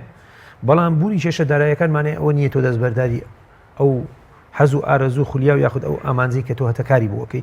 ئەمە یەکێکە لەوانەی کە جیاوازە لە نادی وەرزشی پێشمەرگە من نەزانم مەسەلەن لەوەیە زۆر جارێ بۆندەکان یانی وەرزشی پێشمەرگە زۆر کەمتر بوو لە بۆندەکانی دیکە توانن بەناوردیش بێن تەنانەت بۆ ساڵی ئەم ساڵیشدا بەڵام بە حکمی ئەو عیلاقەی کە ئێمانە بە حکمی ئەوەی کە خۆمان هەوڵی بۆ ئەدەین من و کاپتنی تیبەکە سەرپەرشتیاری تیبەکە قەت نەمانە هێشتێ تووشی کێشی گەورە بین. کەواتە لە ڕووی بۆند و موچە یاریزانانەوە چاوکاریتانەکە ئایانی پێشمەرگەی سلێمانی چاوکارتانە لەو ڕۆ؟ لە ڕووی دارایی ئێمە تەواوی پشت بە یانیوەرچی پێشمەرگەوە بەستنی سەرچاوەکی دیکەی دارایی ئێمە وەکو موچە وەکو بۆند لە هیچ شوێنێکی دیکە نییە جگە وەکو لە کەلوپەل نەبێ پێداویستیەکانی مەشق و ڕاهێنانەکانە هەندێکیان لەگەڵ درێس و باڵێنەوانەی کە یاریکردنە ئەمە یەکەی بەڕێوەبەرایەتی وەرزش و یاریەکانە لە بەڕێوەبەرایەتی لە هێزەکانی هەفتە ئافۆن کە ئەوان پاڵپشتمانەکەن. موچەکانتان چەنە بەونە بەرزترین موچەی یاریزانێکی یانەی وەرچی پێشمەرگەی سلێمانی چەندە؟ ئێمە دوو شێوەمان هەیە لایەنێ وەرچی پێشمەرگەیە شێوەیەکیان بریتە لە موچەی تێدایە مەسەرەن بۆ نمونە لەوەیە هەبووە 500,000 تیا بۆ 600 تیا بۆ 700 تیا بۆ 800 تیا بۆ ملیۆنی تیا بۆ حەسەبەوە بەڵام یاریزانی دیکەشمان هەیە گرێبەستی هەیە بۆ نمونە ئەو گرێبەستی کە تۆ لەگەڵت کردە گرێبەستە بۆ بەبڕی 15 میلیۆن بەبڕی 14 میلیۆن بەبڕی 20 میلیۆن بۆ نمونە بەبڕی 25 میلیۆن بۆ چەندێک گرێبەستێکی یەک لەوەی یاریزانێک کە بوو بێ جیاوازتر ببی لەوان ئەمە شتێکی دیکە گرێبەستی ساڵانە بەوەندە بەڵێ بۆ تۆ ئەو گرێبەستی کە ئەنجامی دەی کاتێککە گرێبەستێک ئەنجامی دەی بۆ نمونە چەند خول تۆ ئامانستە تێدا بەشدار بێ ئێمە کویانی وەرش پێشمەرگە لە گرێبەستەکەمان دەنووسرێت بەشدارکردن لە هەموو ئەو پاڵۆنەتی کە نێوەرش پێشمەرگە بەشدارە بۆ نمونە خولی کوردستان خولی عێراق لە پارێزگای هەڵەبجە و کەرکووک و دۆک و هەولێر چەند یاریزانتانەیە؟ ئێمە لە هەڵەبجە ئێستا هیچ یاریزانێکمان نییە ئەو یاریزانانەی کە هەمانن چەند یاریزانێکمانی ڕاستە خەڵکی دەرەوەی شارن بەخۆشمەوە کە من خەڵکی دەرەوەی شار بوومە بەڵام لە ناو شاری سلێمانی دەژین بۆ چەند ساڵێکە ئەوانەی کە دیکە یەک یاریزانمانەیە کە خەڵکی کەرکووک ئێستا لە ڕیزی پێکاتەکە ئێمە یاریزانێکمانەیە لە شاری دو یاریزانمانی عەفۆن لە شاری هەولێرن ئەوانیش دێن و یاریزانی شاری بەغداشمانەیە ینی یاریزانی عەرەبیشتانەیە بەڵێ پێگومان زۆر باشە پلان و بەرنامەی داهاتووتان چییە بۆ بەهێزکردن و بەرەو پێشبردنی کار و چالاکیەکانتان؟ بۆ ئەم ساڵ ئێمە لەگەیانی وەرچی پێشمەرگە هەڵبژاردەی دەست ببورن یەکێتی ناوەندی باڵی عێراقی بڕیارێکی نوێی دەرکرد کە پێشتر هەبوو ئەویش ئەوەیە یاریکردنی یاریزانی پیشەگەر ئەمە یەکێکە لەوانەی کەوا بۆ ئەم ساڵ هەوڵماندا و یاریزانێکی باش بێنینە ڕیزی پێکاتیانی وەرچی پێشمەرگەمە یەک دوو هەوڵ دراوە چەند یاریزانێک بگوازرێتەوە یانی وەرچی پێشمەرگە کە ئەو یاریزانە بن یانەکە سوودیان لێ وەربگرێت لە هەنگ بۆنێک پۆستی جیاوازە بۆیە بۆ ماوەی 4 ڕۆژی دەستمان مەشق و ڕاهێنان کردیە زۆر بەهێز لە ڕووی جەستەییەوە کە ئەعدادی ئامادەکردنی گشتیە دوای دێنە سەر ئامادەکردنی تایبەتی لە دوای لە مانجینەوە بۆ ئەوی چکە لە یەکی دا ئێمە یاریەکانمان دەست پێکات. زۆر باشە مامۆستا سەلاح کۆتا قسە و قسەی جەنابەت لە بەرنامەکە لەسەر یانەی بالەی وەرزشی سلێمانی. زۆر سپاس بۆ ئەوی بەڕێز و گرنجیدانتان بە هەواڵ و ئامانجە چالاکی وەرزشیەکان کە یەکێکن لە دەستگا هەرە چالاکەکان بەتابەتی کاگەردەلان من بەردەوام ئەیبینم و لەگەڵ سەرجەم دەستگا ڕاگەیاندەکانی دیکەدا من هیوادارم بەڕاستی یانەکانی کوردستان بە شێوەیەکی گشتی گرنگی بە وەرزشی بالە بدەن هەروەکو ئێستا لە جیهانی یەکێکە لە وەرزش لە یاری هەرە بەهێزەکانی جیهان و داواکارم بەڕاستی بەتابەتی خەڵکی شاری سلێمانی ئەوانەی کە دەبینن بۆ مناڵەکانیان کۆمەڵێک تایبەتمەندی باڵایان بەرزە یاخود باریک و ڕەشیقن مەسەرەن کۆمەڵێک سفاتیان تایبەتمەندیانەیە ئەزانن ئەوانەی کەوا دەتوانرێت سوودیان لێ وەربگیرێ ئەوان خۆیان ببنە ڕێنوێنەریان و هەروها ئاراستەیان بکەن بەرەویانی وەرزشی پێشمەرگە و ئێمەش ئینشاڵڵا بە سنگێکی فراوانەوە هەوڵە دەین سوودیان لێ وەربگرین بۆ ئەگەر هەریس نەبێت لە چەند ساڵی داهاتوودا ژمارەیەک لە یاریزانی ناوشاری سلێمانی دروست بکرێنەکە دەوروبەری. زۆر سپاس بە بەڕێز سەلاحکانەبی ڕاهێنەری باڵای یانەی بالەی وەرزشی پێشمەرگەی سلێمانی زۆر سپاس بۆ ئامادەبوون. زۆر بەخێر. بەڵە بینەرانی عزیز و خۆشەویست لە ڕانیە هاوڵاتیە گەڵدەستێت بەکردنەوەی خواردنگەیەک بۆ هەژاران کە لەم بارەیەوە پەیامنێرمان ڕێناز ئەرسەلان راپۆرتێکی بۆ ئامادەکردوین فەرموون با پێکەوە بینەری بین.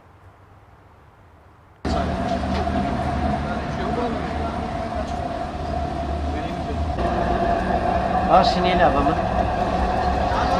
دەست خۆش بێت.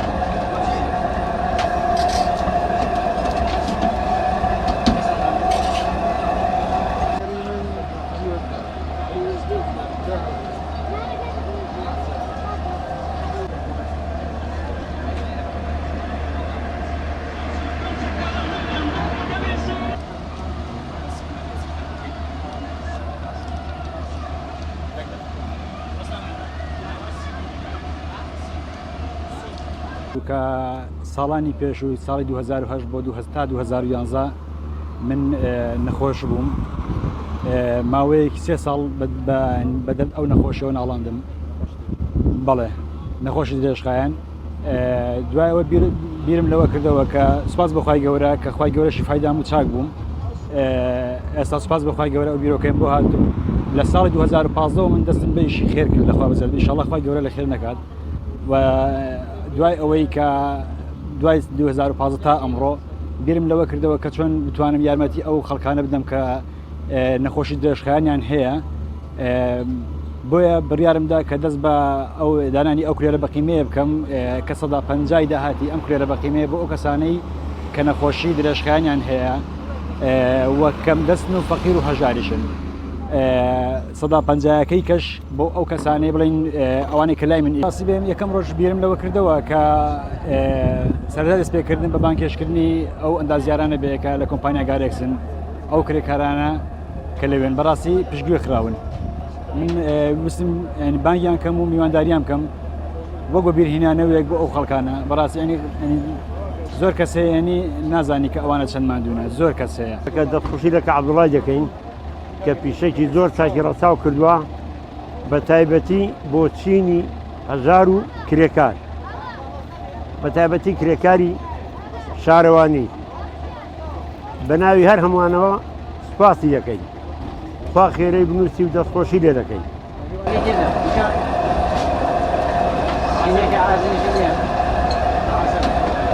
من وەکو وەستایەک کە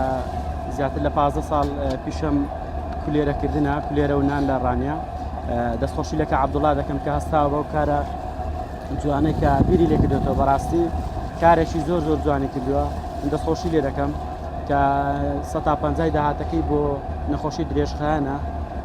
هیوادارم داوا لە گەنجانی ڕانیا لە خەڵکی دەبەری ڕاپەڕین بێن سەردانمان بکەن کولێرەکان هەم وەکو هاوکارێک بۆ کە عەبدوڵڵا بۆ پشتگیریکردنی کە عەبدوڵڵا لە ئیشەکەی کە پیشەکەی پێسەر دەکەی و هەم هاوکاریەکیشە بۆ نەخۆشانی درێژخایەن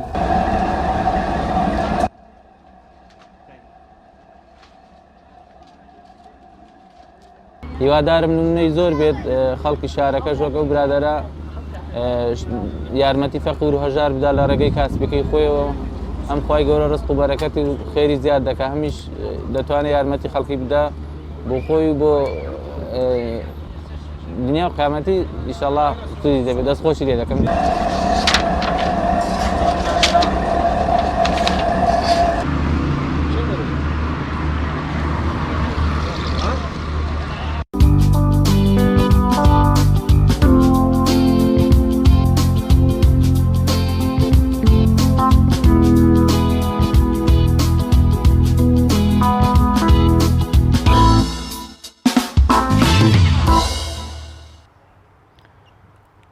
بەڕێزان لە بڕگەی زانیاری سەرنجتان ڕادەکێشین بۆ زانیاریەک لەسەر بەهێزترین موشکی جیهان فەرموون بینەری بن.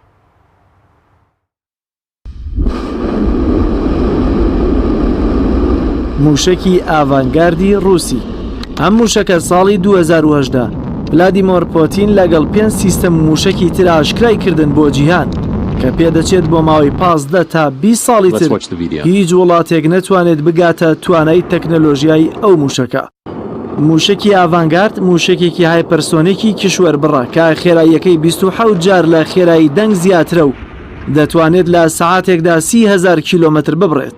ئەو موشەکە لەلایەن مانگی دەستکردەوە ڕاستە دەکرێت و تا گەیشتنی بە ئامانجەکەی زیاتر لە 10,000 جار تا 100,000 جار شوێنی خۆی با شێوەی لولپێش دەگۆڕێت و هیچ سیستەمێکی بەرگری ناتوانێت بیخاتە خوارەوە. ئەم موشەکە لەنەوەی پێنجەمە کە هیچ سیستەمێکی بەرگری تەنانەت بە سیستەمی بەرگری S400 خودی رووسیشەوە ناتوانرێت بخرێتە خوارەوە. ئەگەرچی موشکی میونتمانی ئەمریکی لەنەوەی 5.3ە بەڵام ئەستەمە ئەمریکا بە 20 ساڵی تریش لە موشکی کشوەربڕدا بگاتە ئاستی نەوەی پێنجەمی رووسیا.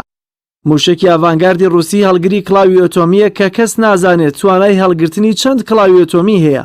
بەڵام رووسیا ڕایگەیاندووە هێزی موشەکەکە 2 ملیۆن تەن TNTە کە بەسە بۆ کاولکردنی وڵاتێکی وەکو عێراق. هیچ ڕادارێک کەشفی ناکات و هیچ گەرمیەک دەرناکات و بە ساردی دەمێنێتەوە. دەتوانێت هەموو چرکەیەک 50,000 فریکوێنس دەربکات بۆ خۆونکردن لە هەموو ڕادارەکان. ڤلادیمۆر پۆتین ئەوەی ڕاگەیاندووە ساڵی 2020 موشێکی ئاڤانگارد دەکەوێتە بەردەستی هێزی سەربازی و بەرگری وڵاتەکەی.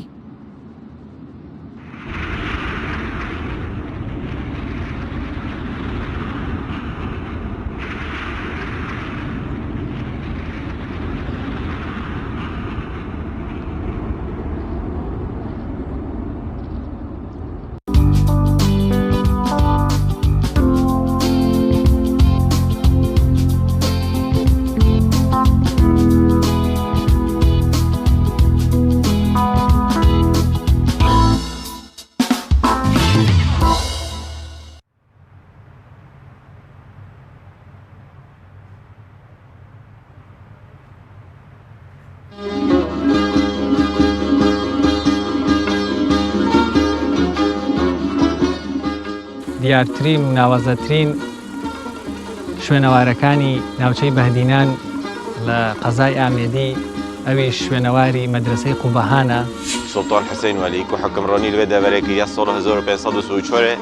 حتی 1576 تقریبا 44 ساڵ حکم وێ دەبەرێکی ئەف مەدرسەیش ئێکش ئینجۆزاتێتویە سوی سەردەمی دەوتیا دروست کرد. مەدرسەی قوبەهان لە جوانترین و لە خاوێنترین و لە پاکترین ژینگەی ناوچەی ئامێدیدا بنیاد نراوە. تقریبا تخطيطي مستطيل لمساحات دوري 800 متر مربع بيك ديتا بينج باشد رئيسي.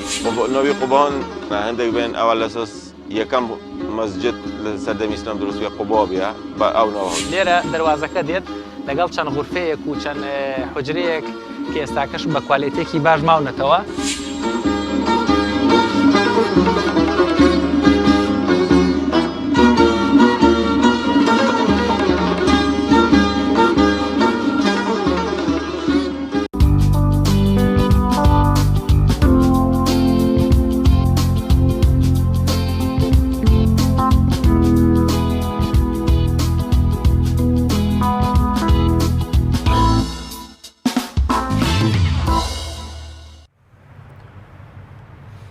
بەڵێ خۆشەویستان وەک ئاماژەمان پێکرد ئەمڕۆ ڕۆژی جیهانی فۆتۆیە و دیاریکراوە لەلایەن ڕێکخراوی نەتەوە یەکگرتوەکانەوە بۆ ڕۆژی جیهانی فۆتۆ و قسەکردن لەسەر چالاکیەکان. بێگومان فۆتۆ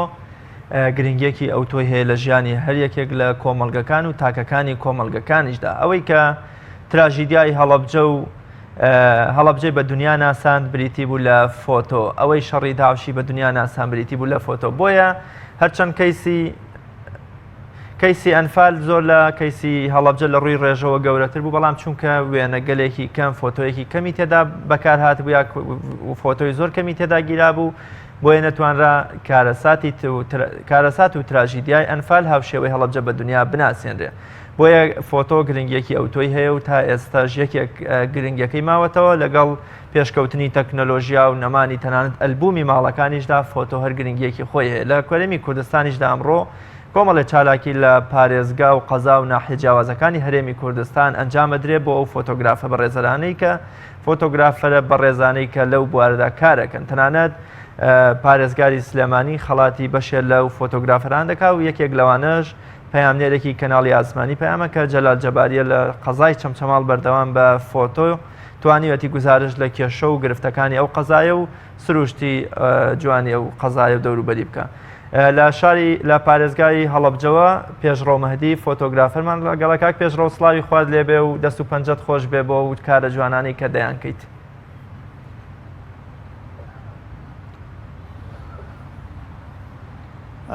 سڵاوی خوش لە ئێوە بێت، سواز بۆ ئەم میوانداریەتەوە بەسەرکردنەوەی ئێوەی بەڕێز و خۆشەویست. وەکە زانین نزیکەی 200 تێپەڕێ بێ بەسەر یەکەم چرکاندنی وێنەی فۆتۆگرافی کە لە ساڵی 1826 لەیان جینس فۆن نیپسەوە لەم ڕۆژەدا لە زۆربەی شارەکان و وڵاتانی جیهان ئەم چالاکیانە ڕێک دەخرێت. زۆر باشە جەناب تامەکو گەنجێکی بەهرەمەند و لێهاتووی بواری فۆتۆ فۆتۆگرافەری پارێزگای هەڵەبجە تا ئێستا لە چەند پێشانگای نێودەوڵەتی و جیهانی و کوردستانیا بەشداریت بووە و فۆتۆکانت پێشچاو خراون.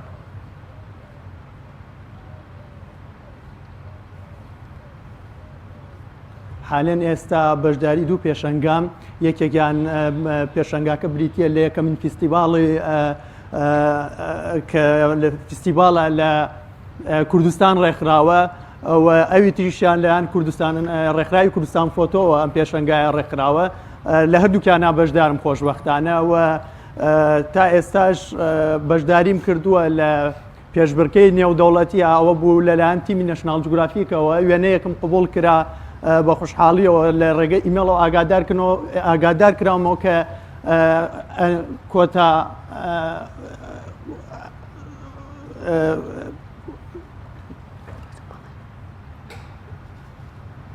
هەڵسەنگان بۆ وێنەکەم دەکرێت. زۆر باشە مامۆستا پێشڕە و فۆتۆ چ گرنگیەکێ بزانین لای تۆ فۆتۆ چ گرنگیەکێ و گرنگیا خۆت گرنگی فۆتۆ چییە؟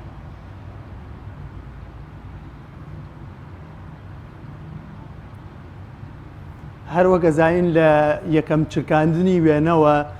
تاکو ئێستا گرنگی ڕووی لە زیادبوو نەکاتووە کە زانین تەنانەت بووە میوانی ماڵەکانی هەمومان یعنی لە ڕێگەی موبایلەکانیشمانەوە بێت فۆتۆوە گرین چە لە دوکۆمنتکردن بێت یا بە شێوەی بەڵگەیشتنەوە یا بە شێوەیەکی یادگاری بێت. زۆر باش ئەمڕۆ ڕۆژی جیهانی فۆتۆیە لە پارێزگای هەڵەبجە چالاکیەک بەو بۆنەوە بەڕێوە دەچێەوە ژمارەی ئەو فۆتۆگرافە کارامە و لێ هاتوو وەکۆڵێ ئەکادیمیانەی بواری فۆتۆ چەندە ینی لە پارێزگای هەڵەبجە چەند فۆتۆگرافەرمانەیە کە بەڕاستی بەدەر لە ئەزمون لە ڕووی ئەکادیمیەوە لە ڕووی کوالێتی وێنەوە توانیمیانە لە ئاستێکی باشە خۆیان ببینەوە.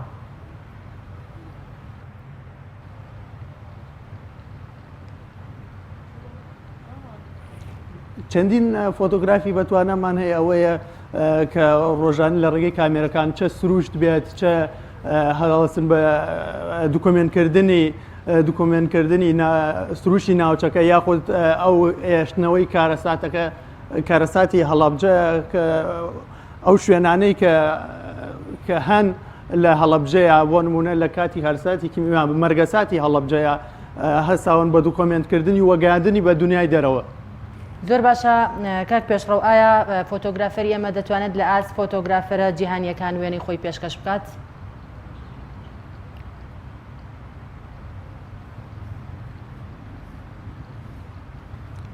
من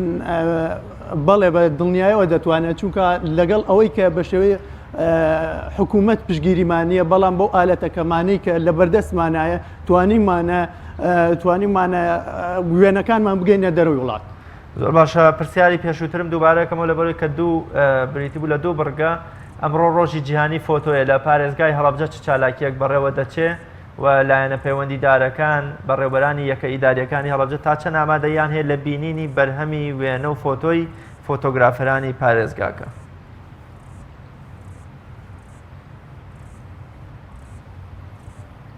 بەداخەوە تاوای کە من ئاگادار بم هیچ چالاکیە لێرە بەڕەوە ناچێت تەنها شارە گەورەکانی وەکو سلێمانی هەولێر نەبێت هەموو چالاکیان لێەوە بەڕێوەچێت. کەواتە گرنگترین گرفتی بەردەم فۆتۆگرافەرانی کورد چییە؟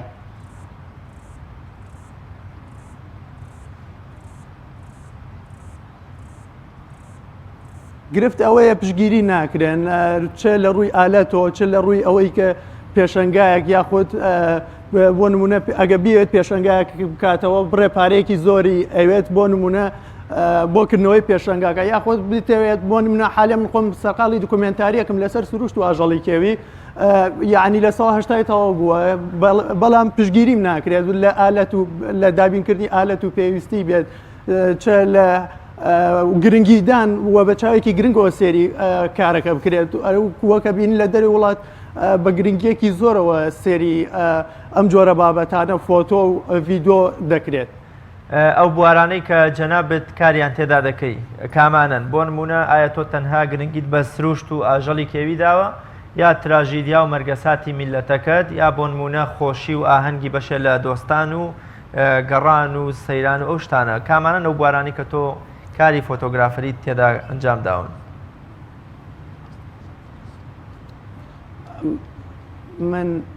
من لە زۆربەی بوارەکان کارم کردووە بەس وەکو زیاتر کارم لەسەر کرد بێت ئاژەڵ و سروشتی ناوچەکەیە پرۆژەشم هەبووە لە مەرگەساتی پارێزگای هەڵەبجە لەگەڵ هاوڕێکی فۆتۆگرافم کاک جەلیل ئەوە بوو لە سیۆمی یەکەمین ساڵیاتی مەرگەساتی هەڵەبجە خاوەنی پێشەنگایەک بووین ئەوە بوو هەستا بووین بە دوکۆمنتکردنی سەرجەم ئەو شوێنانەی کە لە کاتی مەرگەساتی هەڵەبجە هەبوو لەبەرەوەی کە ئەو شوێنانە لە ناونەچن ئێمە هەستاین بە وێنە دوکۆمنتمان کردو ئەو شوێنان. باست لە دۆکیۆمنتاریە کرد کە لە 1970 تەواو بووە لەسەر سروشت و ئاژەڵی کێوی بابزانین ئەو ئاژەڵە کێویانەی کە مەترسی لە ناوچوونیان هەیە بەهۆی دەستی مرۆڤەوە بەهۆی پیسبوونی ژینگەوە بەهۆی ڕاوشکارەوە لە پارێزگای هەڵەبجە و شاخ و دارستانەکانی شنروێ و باڵام بۆ ئەو شوێنانەی دیکە کامانن کە کەوتونەتە بەر زوومی کامێراکەی تۆ و خەڵکێک پێی وایە ئەم ئاژەڵانە لەو ناوچەیەدا نەماون.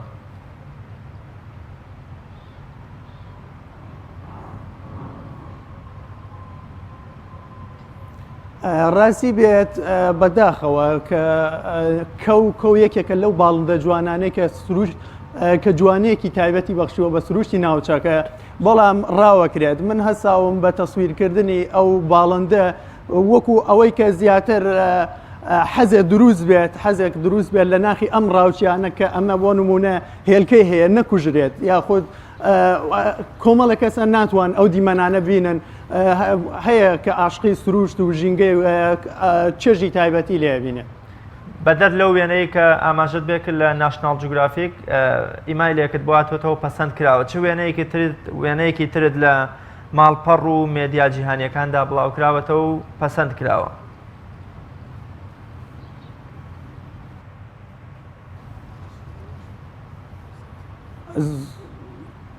زۆربەی وێنەکانم لە سۆشیال میدیاکانە وە پەیجەکانە بڵاو بووەتەوە دەنگدانەوەشی هەبووە یعنی ئەوە بووە لە زۆربەی پەیج و سۆشیال میدیاکانە بڵاو بووەتەوە و دەنگدانەوەی هەبووە. یەکێک لەو فۆتوانەم ئەوە بوو کە چوون بۆ منتەقەی چۆمان نزیکەی 8 کاتژمێر بە پێ بەڕێم کردووە تا گەشتومەتە ئەو شوێنەش لە وەرزی هاوینە کە بەفری لێمێنێتەوە و شوێنێکی تایبەتە. بەڵێ زۆر سپاس بۆ فۆتۆگرافەر پێش ڕۆمەدی دووبارە لێتان پیرۆز بێ ڕۆژی جیهانی فۆتۆ و بە ئومێدی سەرکەوتن. بەڵێ خۆشەویستان راپۆرتێکمان لەسەر زانکۆ تایبەتەکان بۆ ئامادەکردن با پێکەوە بینەری ئەو راپۆرتە بین. لە شاری سلێمانی زانکۆ تایبەتەکان لە ڕێگەی پێشانگەیەکەوە کارنامەی خۆیان خستە ڕوو. ئەوانەی لەو پێشانگایەدا بەشدار بوون زۆرێکیان داشکانێکی بەڕێژەی لە سەداسییان بۆ بەشەکانیان کردووە. ئەوانەی سەرپەرشتی پێشانگاکەیان کردەڵێن ئامانجیان لەو کێبڕکیانە خزمەتکردنە بە قوتابیان. مانگاکەوان کردەوە لە سەردەم شارەکانی کوردستان لە چەند ڕۆژ ڕابردوو لە شارەکانی هەولێر و دۆکرا بە بەشداری زۆرتر قوتابی دەرچووی پۆلی 12 خوازیارانی ماستەر دکتۆرە وهروە ئێستا لە هوتل تایتانیکی سلێمانیان پێشانگایە بەڕێوە دەچێت لە کاتژمێردەی بیان تاکو هەفتی ئێوارە ئامانجی پێشانگەکە ئەوەیە قوتابیانی دەرچووی پۆلی 12 و خوازیارانی ماستەر و دکتۆرە لە یەک هاتو شوێنە ئاشنای زۆرترین زانکۆ پەیمانگای ناوخۆی وڵات و دەرەوەی وڵات بن و هەروە لەم پێشانگایەدا ئۆفەری تایبەتی داشکاندی نرخ دابین کراوە لە زانکۆ پەیمانگای ئەهلیەکان کە تەنها ئۆفەرەکان تایبەتە بەم ڕۆواتە قوتابی جگە لەمڕۆ سادای زانکۆ و پەیمانگایەکان بکە نرخێکی ترە لەم پێشانگایەدا داشکاندێکی زۆر کراوە لە ڕووی نرخەکانەوە قوتابی دەتوانێت سوودمەند بێ و هەروە کورسی بە خۆڕای دابین کراوە بۆ قوتابیان دەرچووی پۆلی 12 لە زانکۆ پەیمانگای بەشێک لە زانکۆ پەیمانگای ئەهلیەکانی بەشداربوو لە پێشانگاکە قوتابیان دەتوان ڕاستەوخۆ مەرجەکانی وەرگرتن لەم کورسی بە خۆڕایانە وەربگرن چانسی وەرگرتنی ئەم قوتابیانە زیاتر دەبێت کە بەشدار دەبن لەم پێشانگای ئەمڕۆ. ساڵ لە دوای ساڵ ڕێژەی زانکۆ تایبەتەکان لە هەرێمی کوردستان ڕوو لە هەڵکشان دەکات. زۆرێکیش لەو قوتابیانی کە لە زانکۆ حکومیەکان ناویان ناگەڕێتەوە بۆ درێژەدان بە خوێندن پەنا بۆ زانکۆ تایبەتەکان دەبن. ئەوانشی توانای مادیان کەمە ڕەنجی 12 ساڵ خوێندنیان بە هەدەر دەڕوات. نیگەرانی زۆرێک لەو قوتابیانش لە زانکۆ تایبەتەکان ئەوەیە کە پارەیەکی زۆر داوا دەکەن لە بەرامبەر خوێندنی ساڵانەیان. بەعام هەمووی نرخەکانیان بەرزە ئێستا بۆ نمونە ئەگەر بتوانن حکوومەت ڕێسای سیستمێکدانێ بۆ کەمکردنەوەی نرخی ئەو زانکۆ پەیمانگانە بووی ئەگەر تەلەبەیەک دەرەجەی کەمیێنە لە حکوومیەکە نەیتوانی ناویان ناوی نهاتەوە ئەتوانێت لە ئەهلیەکە بخوێنێت بۆ جۆرە ئەتوانێت یارمەتی قوتابیەکانیش دەنیوە بیر لە چین و توێژی هەژارانیش بکەنەوە بۆ ئەوەی تەنها ئەو کەسانێک کە دەستیان ئەچێت سوودمەند نەبن لەم ئۆفەران بۆ جۆرە باشترە بێ ئەگەر حکوومەت بیر لە جینەکانی خواردتریش بکەنەوە وڵایی باوەڕ ناکەم ئیسا ئێمە سەری نرخەکانمان کرد هەمویان نرخی بەرزبەرزە ئەوانە بۆ ئەو کەسانەی کە هەژارن بڕۆ ناکەم بتوانن هەر بێنە ئێرەش چونکە لەوانی خولیای گەورەشانە بێ ئاوازی گەورانە بێ بەڵام لەبەرەوەی کە لە حکومەکە لەوانەی دەرەجان کە بێیان ناوێ ناتبێتەوە بەوەی هەرۆکارێک بێ لەوانەی و ئاواتیان لەدەست بچێ یا ئەو هەلیان لەدەست بچێ ئەو کاتە حکومت ئەتوانێت بیر بکاتەوە ڕێسا سیستم دانێن بۆ یارمەتی و کەسانش دانی هەموو کەسێ بەشدار بێ ینی ئێمە لە وڵاتێکین پێویستمان بە خوێنەوارە ئەم وڵاتی ئێمە پێویستی بە قەڵەمە بەڕای من ئەگەر بێت و یاسایەکدا بندرێ بۆ کەمکردنەوەی نرخی زانکۆ و پەیمانگاکان لە ئەوەش لە قازانجی تەلەبە ئەوە زۆر باشترە وەک لەوەی کە زانکۆیەک لە ملیۆنێک و نیو بێت زانکۆیەک 3 ملیۆن بێت زانکۆیەک 2 ملیۆن و نیو بەڕای من وە قازانجی تەلەبێتیایەکە